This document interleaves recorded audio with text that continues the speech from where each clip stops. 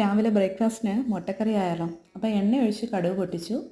ഇഞ്ചി, വെളുത്തുള്ളി, പച്ചമുളക്, സവാള, കറിവേപ്പില ഇത്രയും എണ്ണയിലേക്ക് ഇട്ട് കൊടുത്തിട്ട് ഉപ്പും മഞ്ഞൾപ്പൊടിയും ചേർത്തിട്ട് നന്നായിട്ട് ഇളക്കി മൂടി വെച്ച് ആവിയിൽ അത് സവാള സോഫ്റ്റ് ആകണം.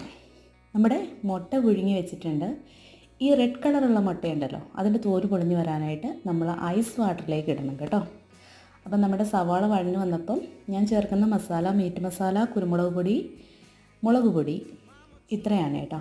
അത് ചേർത്ത് തക്കാളിയും ഇട്ട് കുറച്ച് നേരം വഴറ്റി വീണ്ടും മൂടി വെച്ചിട്ട് സോഫ്റ്റാക്കി എടുത്തതിന് ശേഷം ചൂടുവെള്ളം ഒഴിച്ച് കൊടുത്ത് നമ്മൾ തിളപ്പിച്ചിട്ട് മുട്ട അതിലേക്ക് ഇട്ട് കൊടുത്തിട്ടുണ്ട്. അപ്പോൾ മുട്ട വരയുന്നൊന്നുമില്ല കേട്ടോ. എങ്ങാനും ഉണ്ണി വല്ലതും ചാടിപ്പോയാൽ വീട്ടിൽ വെറുതെ എന്തിനാണ് പ്രശ്നം ഉണ്ടാക്കുന്നത്. അപ്പോൾ അതിലേക്ക് കുറച്ച് കറിവേപ്പിലയും കൂടെ തൂകി നമ്മുടെ ഗ്രേവി ഒന്ന് കുറുക്കിയെടുക്കുന്നത്. സൂപ്പർ മുട്ടക്കറിയാണ് കേട്ടോ. എല്ലാവരും ഒന്ന് ട്രൈ ചെയ്ത് നോക്കണേ. Thank you. രാവിലെ